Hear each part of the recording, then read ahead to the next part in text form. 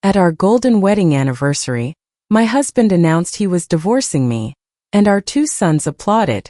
I calmly placed my ring on the table and said loudly, "Clap louder, boys. But you should know your real father is sitting at the next table." A deathly silence fell over the hall, and then a man stood up. The gold band on my finger didn't feel like jewelry today. Felt like a scorching iron hoop. The engraving, *50 years*, on the inside seemed to brand the number right into my skin. I, Lucille, sat at the head of the massive table, maintaining the flawless posture all the women in our social circle envied. My back was straight, my chin slightly raised, my gaze calm. None of those present guessed that every breath was a struggle, as if the invisible corset I'd worn my whole life had been tightened until my ribs crunched. The banquet hall of the Holloway estate was drowning in flowers. Huge bouquets of white lilies stood everywhere, their heavy sweet scent mixing with the salty Atlantic air seeping through the terrace doors. To the guests, it was the smell of luxury. To me, it was the smell of a crypt. I swept my eyes across the room. Charleston's entire elite was gathered. Vance's partners, old family friends, local officials, even journalists he'd invited to capture this triumph of family values. They drank expensive champagne, toasted to loyalty and love, and admired how Vance and I had preserved our marriage for half a century. "What a couple!" A whisper came from a nearby table. "So many years, not a single scandal. Lucille is a saint." I barely smiled. A saint? All my life I hadn't been holy. I'd just been convenient. As convenient as an old armchair no one pays attention to anymore. My gaze slid to my husband. Vance, at 72, lounged arrogantly in his chair, his silver hair perfect, his dark suit fitting like a glove. He laughed at a joke, throwing his head back, a laugh I knew by heart. The laugh of a man convinced the world revolved around him. 50 years. For 50 years I had said, "Yes, Vance. Of course, Vance. You are right, Vance." I had been his shadow, his secretary, his lightning rod. I polished his reputation as diligently as the staff polished the silver. My gaze shifted to my sons. Raymond and Stanley, 46 and 44, sat to their father's right. Grown men with gray at their temples and expensive watches. They whispered, casting indifferent glances my way.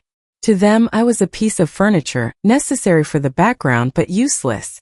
Memory, treacherous and sharp, threw me back over 40 years. To this same room, different furniture, rain outside. Raymond was 3. He'd broken Vance's favorite vase. My husband didn't ask questions. He struck me across the face, saying it was my fault for watching the child poorly. I didn't cry. I picked up the shards, powdered the red mark, and came out to the guests that evening with a perfect smile. I thought I was saving the family. I thought I was protecting my sons by taking the blows myself. What a fool I was, I hadn't saved them. With my silence I had raised monsters. They saw how their father treated me and learned one simple lesson. Only strength deserves respect. And in their eyes I was weak. The waiters served champagne for the main toast. The hum quieted. The musicians stopped. An expectant silence fell. Everyone waited for the man of the hour. Vance stood slowly. He took the microphone, looked around the hall like an emperor and smiled. But the smile didn't reach his eyes. A chill ran down my spine. I knew that look. It was how he looked before buying a new car or firing someone. "Dear friends," he began, his trained voice filling the room. 50 years. Half a century. Many of you spoke today of patience, sacrifice, preserving the family. He paused, enjoying the attention. I listened and I thought, why? Why spend our one life trying to meet others' expectations? His tone changed, became harder, drier. I gave everything to this marriage. I worked. I built this empire. I provided. Lucille was. He made a vague gesture toward me without looking. A good companion. Reliable. Someone sighed with emotion. Vance straightened, his face turning cold. But at 72 I realized something. I am tired of pretending. Tired of living in the past. I want to live the rest of my days honestly. I want to feel alive, not like a museum exhibit next to. He stumbled, choosing the word. Next to memories. I looked up. Vance stared over the guests' heads. Therefore, today on this significant day, I announce, I am filing for divorce. The silence became a vacuum. A fork clattered. A woman covered her mouth. Yes, you heard right. Vance's voice was firm, challenging. My lawyers have the documents. I met a woman who understands me. A woman with whom I feel young. I think I've earned the right to happiness after so many years of duty. I sat motionless. Blood drained from my face. Not from shame but from shock. He was doing this here. Humiliating me publicly. Turning our golden wedding into a one-man farce. I expected outrage. For an old friend to stand and tell him he'd lost his mind. But the guests just exchanged glances. Then a sound rang out. A clap. Then another. I slowly turned my head. Raymond and Stanley were standing. They were applauding. No shock. No sympathy. They were smiling. Bravo, Dad. Raymond said loudly, raising his glass. Finally, a man's decision. About time. Stanley chimed in, his short, barking laugh cutting my ears. Enough hypocrisy. The guests, seeing the son's reaction, began to whisper uncertainly. Someone giggled nervously. I felt flayed alive. My own sons. The boys whose knees I'd bandaged, whom I'd tucked in at night. They weren't just betraying me.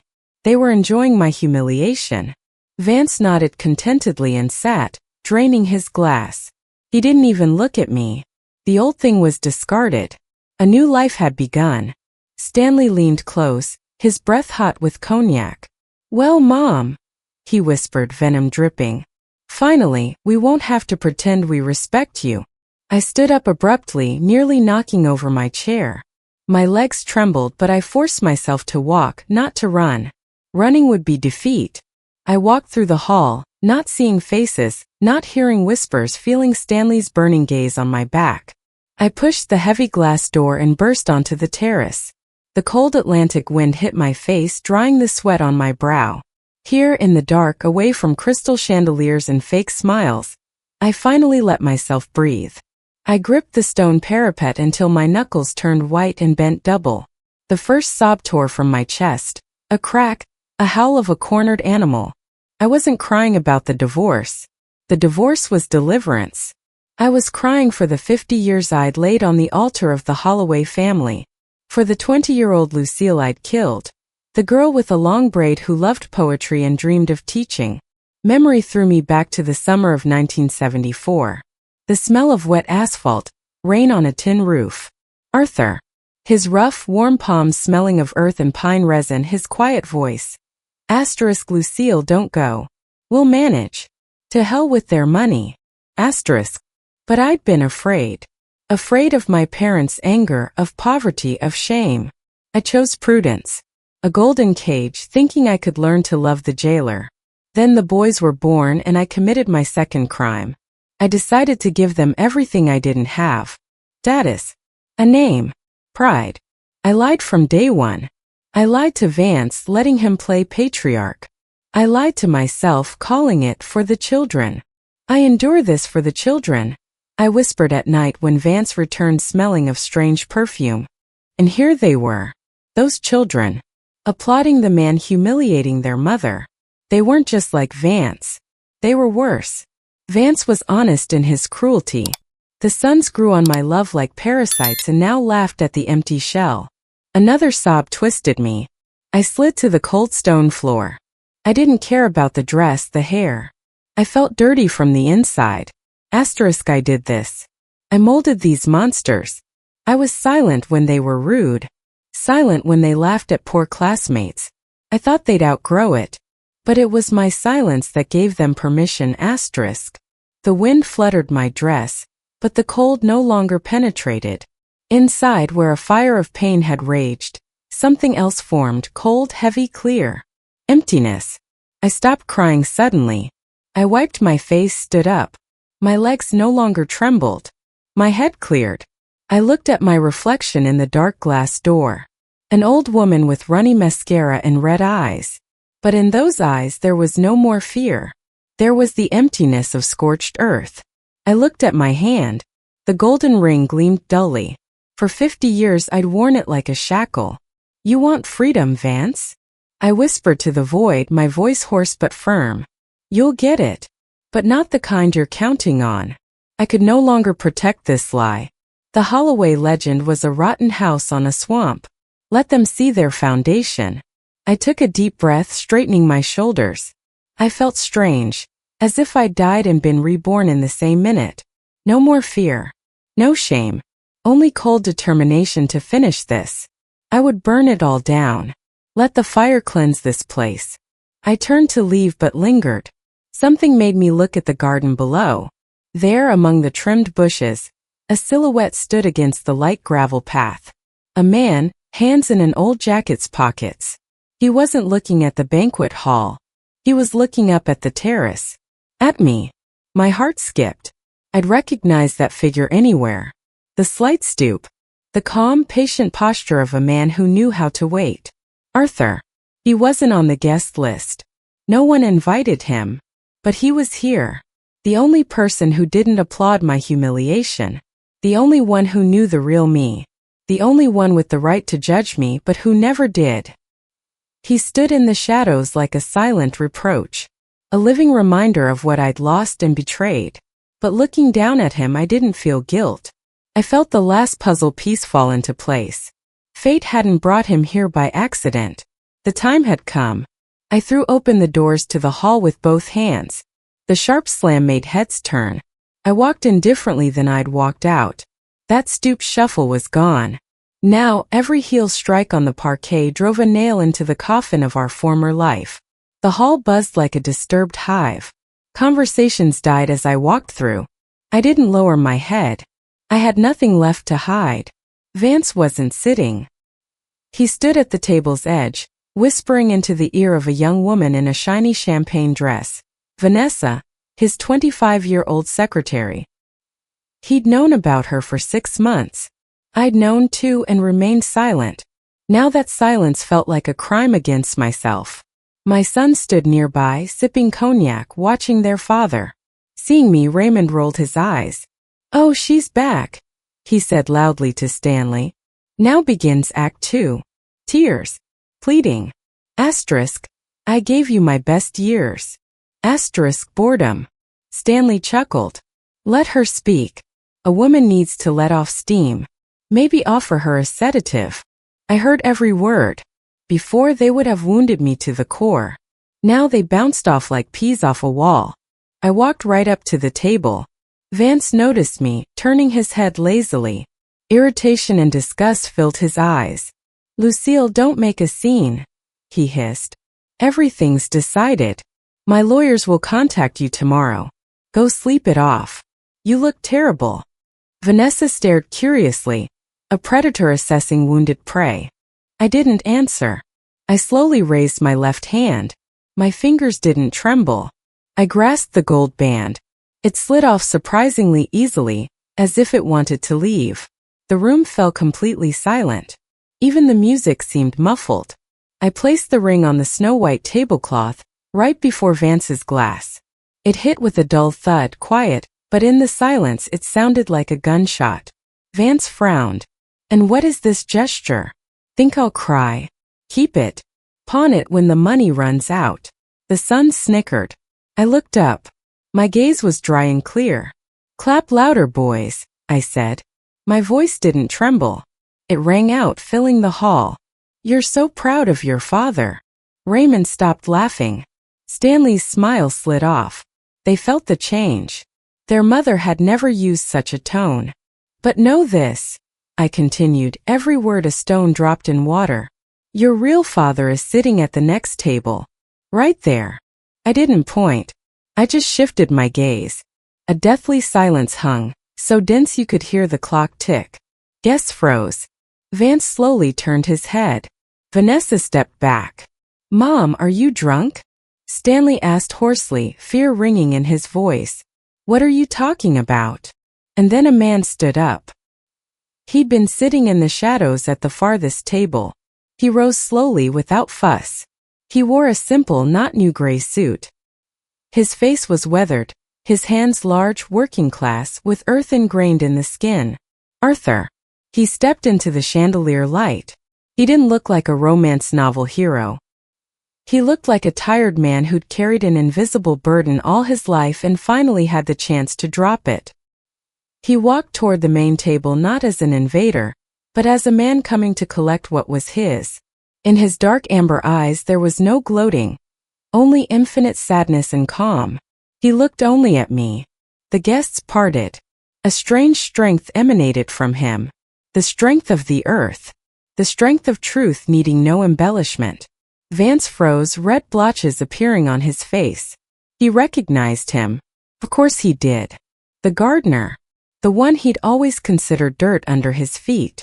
You, Vance wheezed, his voice cracking. What is this? What's he doing here? Security. But security didn't move. The scene was too surreal, too powerful. Arthur stood next to me. He didn't touch me, didn't take my hand. Just stood shoulder to shoulder. For the first time in 50 years, I felt I was not alone. Raymond finally found his voice. He stepped forward, fists clenched, face distorted with rage. Mother, have you lost your mind? He yelled, spraying saliva. You dragged this old man here to disgrace father? You're saying this laborer is our father. I looked at my son. In his eyes, those same amber eyes I saw every day, hatred splashed. But it didn't frighten me now. It liberated me. Look in the mirror, Raymond, I said quietly. Or look at him. Look closely. Arthur raised his gaze to Raymond. In that moment the resemblance became obvious, frightening, irrefutable. The same eye shape. The same stubborn chin. The same wide cheekbones, where Vance's were narrow and aristocratic. Raymond froze as if he'd hit an invisible wall. His gaze shifted from Arthur to me to Stanley, back to Arthur. His world, built on pride and superiority, developed its first irreversible crack. It's a lie, he whispered. No confidence. It can't be. It can, Arthur answered calmly, his voice deep and raspy. Because it's true. Vance suddenly laughed. A dry, barking, terrible sound. He laughed, looking at me, something insane in it. Well, finally, he squeezed out through laughter. Finally, we stopped this comedy. He continued laughing, the sound echoing off the crystal chandeliers. He looked neither shocked nor crushed. He seemed to have thrown off the patriarch mask, revealing a bored cynic beneath. You thought this was a bomb, Lucille? He asked, wiping a laughter tear. You thought I'd faint? Challenge you to a duel. He swept his gaze over the guests, then to his pale sons, finally to me. I always knew. Since the day Raymond was born. I felt the ground disappear. You knew. I whispered, my voice trembling. Of course I knew, Vance snorted, pouring water. His hand didn't shake. In our family, everyone is born with gray eyes. Always. And here are two brown-eyed sturdy boys, and that gardener always hanging around the fence. You'd have to be an idiot not to put it together. And I, as you know, am not an idiot. Then why? Stanley burst out, looking at his father with horror. Why were you silent for 50 years? Why raise us? Give us your name. Vance shrugged as if discussing bad stock. Because it was profitable. Your grandfather, Lucille's father, gave such a dowry I could save the family business. If I'd divorced, I'd have lost everything. And later, I liked the role. Father of two sons. Strong family. Traditions. Sells. Investors love stability. He turned to me, his face twisting into a venomous smile. But the funniest thing, Lucille, isn't that. The funniest thing is you're standing here all in white, playing the victim. Asterisk, I kept a secret. I suffered. Asterisk, but you stayed with me for the exact same reason. I wanted to object, to scream it was a lie, that I stayed for the children. But the words stuck. You're just as vain as I am, Vance continued ruthlessly. You were afraid of becoming a nobody. A divorcee with two bastards from a gardener. In the 70s they'd have eaten you alive. Your parents would have kicked you out. You chose comfort. You chose the name Holloway. This house. These silks. We're the same, Lucille. We both sold our souls for a pretty picture. Only I at least honestly admit I'm a scoundrel. You lied to yourself that you're a holy martyr. These words hit harder than any slap. Everything inside went cold. I looked at Arthur. He stood nearby, not interfering, but his gaze held such pain, such understanding I wanted to vanish. He knew. He understood everything and still waited half a century. Vance was right. The terrible truth I'd hidden in my heart's darkest corner was now in the light. I was afraid. Afraid for myself. Of losing status. Of judgment. Of poverty. I sacrificed my love to fear and called it a mother's duty. I looked at my sons, these grown, strange men I'd created with my lie. Raymond stood breathing heavily, face purple, veins bulging. He couldn't bear that his prince's world was a fake. His pride, his arrogance based on emptiness. His father wasn't a tycoon but a gardener. His last name a stolen mask. Shut up. Raymond roared at Vance. Shut up. It's all a lie. He turned sharply to Arthur, madness in his eyes. He needed to destroy the evidence of his inferiority. You, he croaked, pointing. It's all your fault. You poisoned our lives. Get out. Raymond lunged. A clumsy, furious swing aimed at the old man's face. The guests gasped. Someone screamed. I jerked to shield Arthur, but wasn't fast enough. Arthur didn't move. Didn't raise a hand. He just looked into his son's eyes, directly, calmly, without fear. Raymond's fist froze an inch from Arthur's face. He looked into the eyes of the man he was about to hit and saw himself. It was an electric shock. The same amber fleck. The same eyelid shape. The same deep, sad gaze he saw every morning shaving, which always seemed foreign against Vance's cold gray eyes. He looked into his biological father's face and saw his own aging. Saw what he'd become in 30 years. Raymond's hand trembled and dropped. He recoiled as if burned. No, he whispered, backing away. No, it can't be. Stanley grabbed his brother's shoulder but didn't take his eyes off Arthur. Now that the truth was out, the resemblance was impossible to ignore. We are nobodies, Stanley said quietly, devastation in his voice. We aren't Holloways. We're nobodies. Vance watched with his glass like a theater spectator. Why nobodies? He remarked venomously. You're the sons of an honest laborer. You can dig garden beds now. Build character. I looked at my children, crushed by the truth I'd hidden. I wanted to hug them, comfort them, say it didn't matter. But I didn't move. Comfort now would be another lie. And there was already enough lying here. You aren't nobodies, I said firmly, my voice cutting the silence. You're my sons. And Arthur's sons. And if the name Holloway is more important to you than the truth, then I pity you. Because that name, as you just heard, is worth exactly what was paid for it. Nothing. Raymond looked up, hatred and tears in his eyes. I hate you, he spat. You destroyed everything. You made us a laughingstock. I withstood that gaze. It hurt unbearably. But I didn't look away. I destroyed a lie, Raymond. What you build on the ruins depends only on you. At that moment the hall doors opened again. Not a guest. Vance's lawyer, Bernard. A balding man with a folder. Clearly late but arriving just in time for the finale. Vance perked up. Ah, Bernard. Come in. Just in time to sign papers. Since we've opened all the abscesses, let's finish. Let my ex-wife take her things and ride off with her gardener. I shifted my gaze to my husband. No warmth remained. You're right, Vance. Let's finish. But I'm afraid it won't be me who has to leave. Bernard froze in the doorway, pressing the folder to his chest like a shield. The atmosphere was thick with hatred. Guests began hastily retreating. In 5 minutes only we remained. Bernard, why are you standing there? Vance barked. Give me the papers. Let her sign the waiver, and let's end this circus. But Bernard didn't move. He looked from the pale sons to me, standing with frightening calm. Vance, he began uncertainly, the situation is more complex. Complex? I don't pay you for complexity. This house is mine. My accounts are mine. I raised my head, meeting Vance's gaze. No triumph, just a tired statement of fact.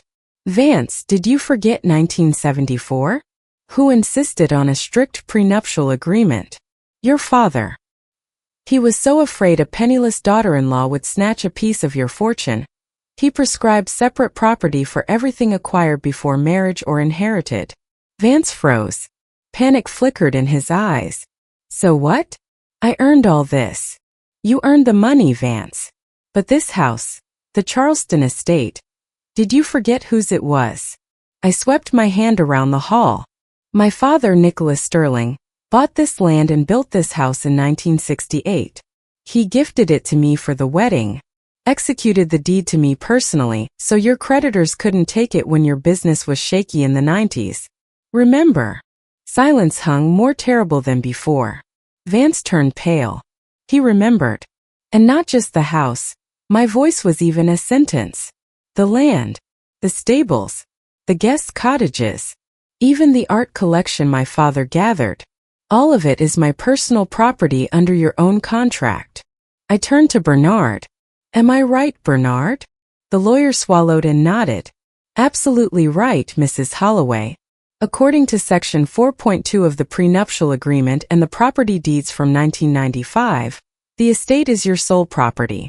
Mr. Holloway has the right of residence only with your consent. Raymond and Stanley stood mouths open. Their world was collapsing by entire floors. So we're homeless?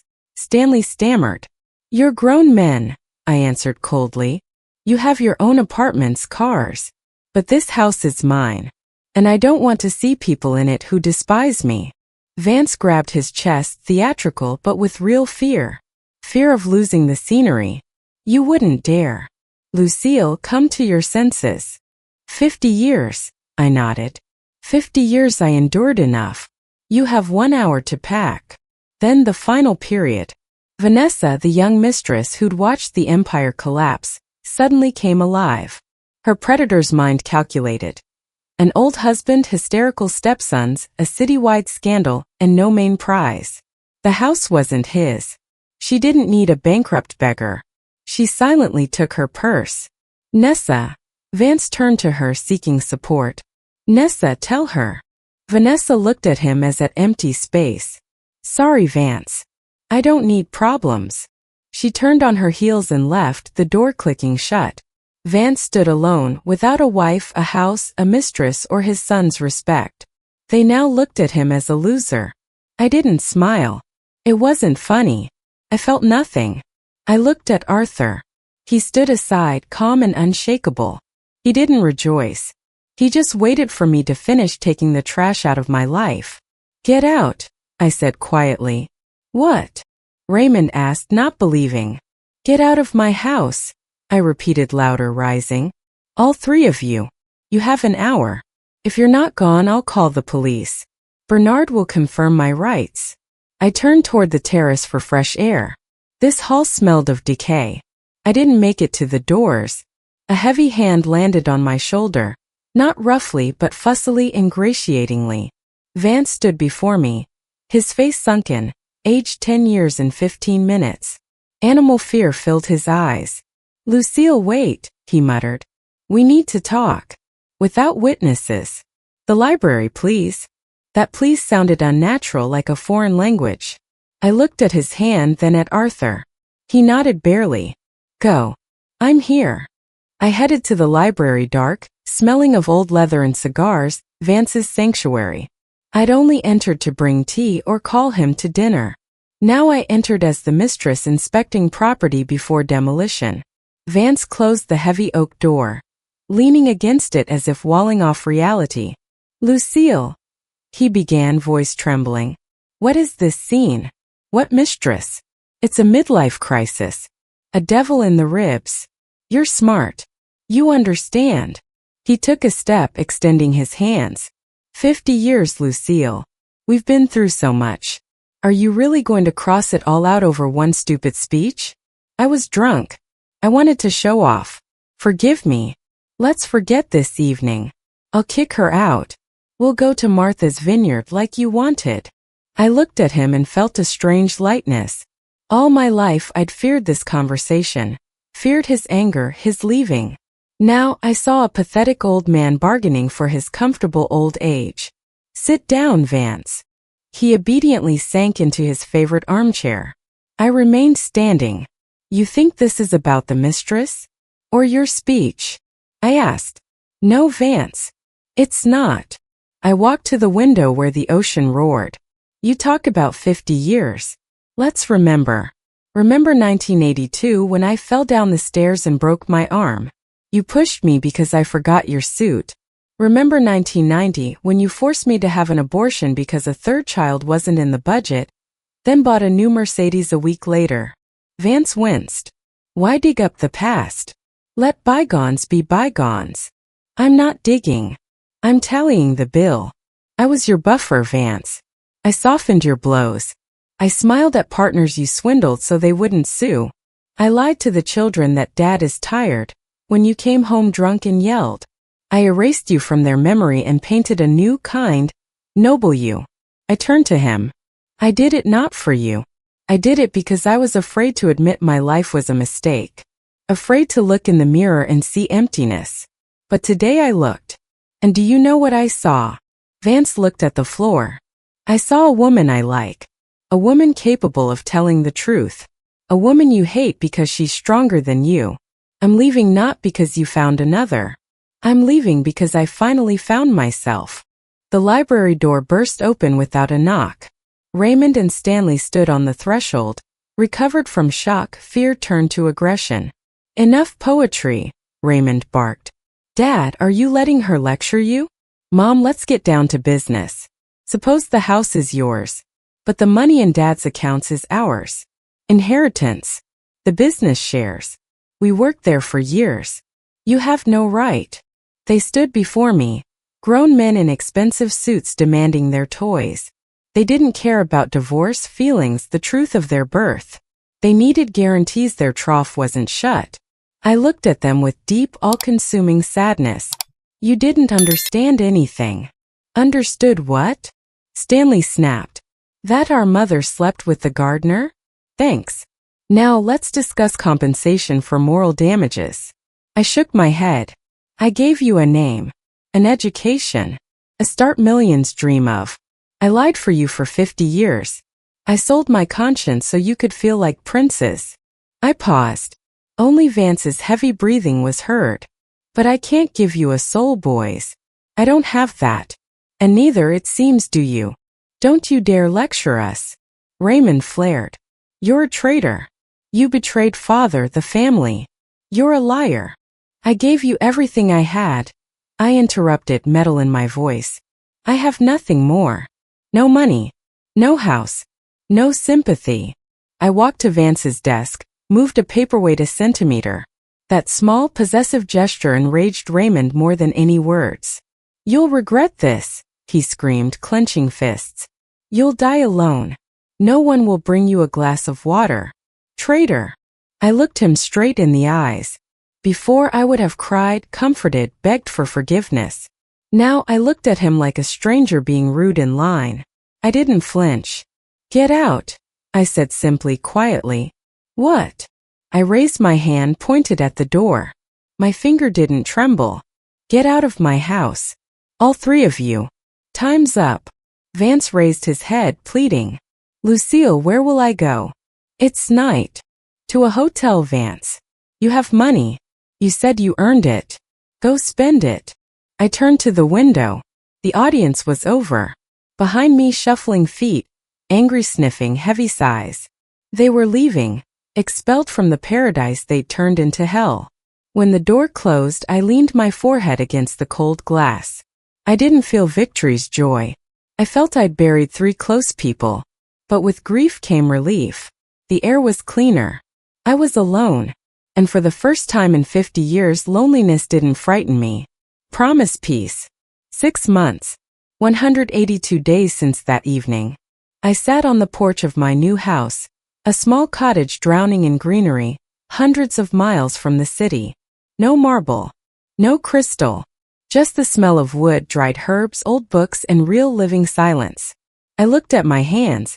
On my left ring finger a pale stripe remained. The scar would probably last forever like the memory. I hadn't become happy overnight. Freedom was bitter. The first month I woke from nightmares, grabbed the phone to call my sons but pulled back. They never called. Raymond moved to Atlanta, tried a business, went bust. Stanley stayed, got a manager job, started drinking. They couldn't forgive the truth. Easier to hate their traitor mother than accept their ordinary blood. I grieved for them. Mourned the little boys with scraped knees I'd once rocked. But I accepted the men they'd become. I couldn't save someone who didn't want saving. The garden gate creaked. I looked up.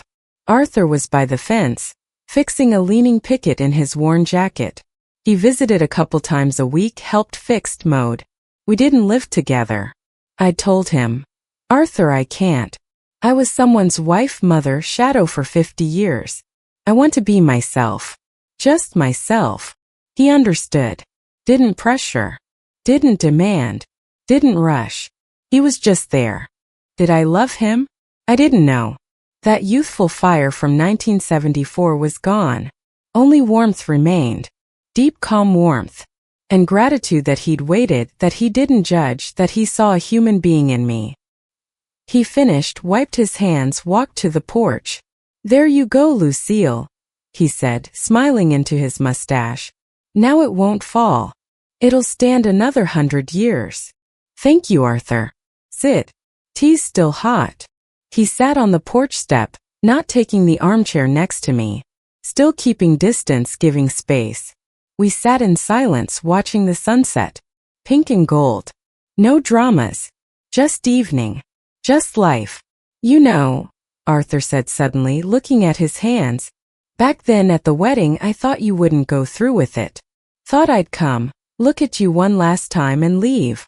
I thought so too, I answered quietly. For half a century. Then, I realized if I didn't do it now, I'd die without ever having started to live. He nodded. And the boys? He asked cautiously.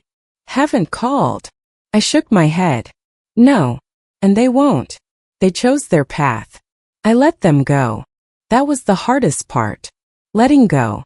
Stopping blaming myself. Stopping trying to fix the past. Arthur finished his tea, stood. Well, I'll get going, Lucille. Bus comes in 20. Go on. Thank you.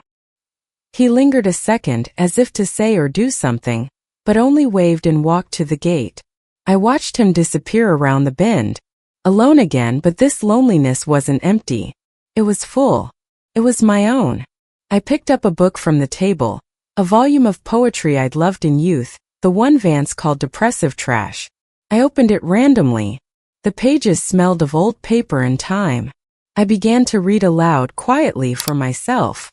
I've learned to live simply and wisely, to look at the sky and pray to God, and to wander long before evening, to tire my useless anxiety. My voice sounded confident, calm. For the first time in 50 years, in the room, in the house, in my life, only my own voice sounded. And no one interrupted. No one winced. No one demanded I shut up. I closed the book, placed my hand on the cover, took a deep breath. The air smelled of mint and freedom. Life hadn't ended. Real honest life was just beginning. And let me be 70. I had this sunset. This tea. Myself. And that was enough.